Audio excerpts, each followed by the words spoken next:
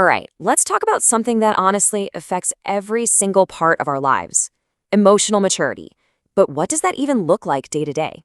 Well, we're going to break it down into 7 specific, practical habits that really define it.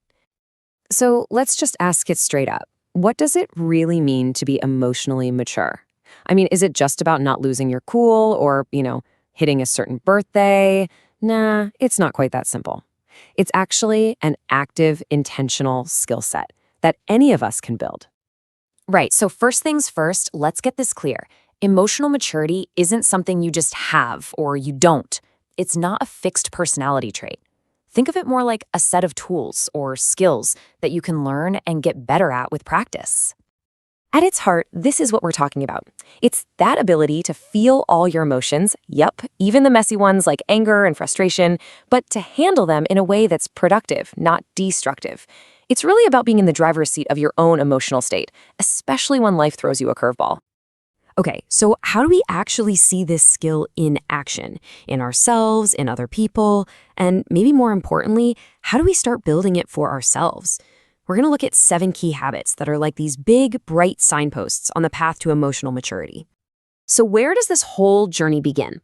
Well, it starts right here inside of us. True emotional maturity always begins with how you manage yourself first. So our first couple of habits are all about mastering that inner world.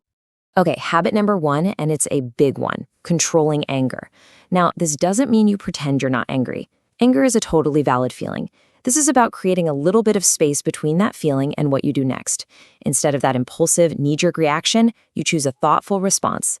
That tiny pause, that's everything. That's where maturity lives. And that leads us right into habit number 2, choosing kindness over your ego. Just think about it for a second. The ego, it needs to be right. It wants to win the argument, and man, does it love to point fingers and assign blame. But a mature, kindness-driven response, it wants to understand, it focuses on connecting with the other person, and it takes responsibility. It's a huge fundamental shift in your approach.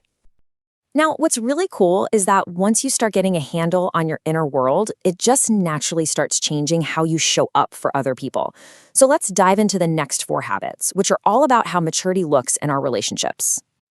So in this section, we're going to look at 4 big ones: listening more than speaking, setting those all-important healthy boundaries, saying you're sorry and actually meaning it, and finally, supporting the people around you. All right, habit number 3, listen more than you speak. I know, it sounds so simple, doesn't it?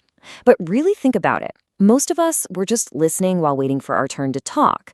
Mature listening is different. It's about being genuinely curious. It's about trying to really understand where the other person is coming from, even if you totally disagree with them. Habit number 4 is all about setting healthy boundaries. And you can think of it as a simple 3-step process. First, you've got to figure out for yourself what your limits are. Step 2, you have to communicate them clearly and kindly. And step 3, and this is probably the hardest part, you have to uphold them consistently. This is basically how you teach people how to treat you with respect. Moving on to habit number 5, apologizing sincerely. Here's the absolute key difference. A lame, immature apology is, "I'm sorry you feel that way." But a real, sincere apology is, "I am sorry for what I did." See the difference? It takes ownership. It's all about accountability for your actions and their impact, not making excuses. And habit number 6, this one is such a beautiful sign of maturity. It's genuinely supporting other people's growth. When you can celebrate someone else's success and not feel a hint of jealousy or threat, that's a sure sign you're secure in yourself. You get it. Their win isn't your loss. And that brings us to our 7th and maybe the most powerful habit of them all: understanding the power of walking away. And listen, this isn't about giving up or being a quitter. Not at all. It's about making a high-level, strategic choice. This quote just says it all, doesn't it? Your peace is not negotiable. Protecting your own mental and emotional well-being, it's not a luxury. It's an absolute necessity. And this final habit is the key to doing just that.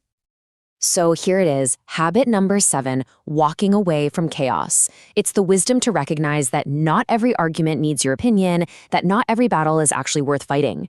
It's about preserving your energy for the things that truly matter and just refusing to get sucked into pointless, unproductive drama. Wow, okay, we have covered a lot of ground. So let's take a second and do a quick recap of all 7 habits. Think of it like a roadmap you can actually use. All right, so here they are all together. 1, control your anger. 2, choose kindness over ego. 3, listen way more than you speak. 4, set those healthy boundaries. 5, apologize and mean it. 6, support other people's growth. And finally, number 7, know when to walk away from the chaos. And that pretty much wraps us up. But, the real goal here isn't just to know these habits, it's to start living them. So I'll leave you with this question. Looking at that list, which one of these habits could you start practicing, even in a small way, starting tomorrow? Thanks so much for joining me.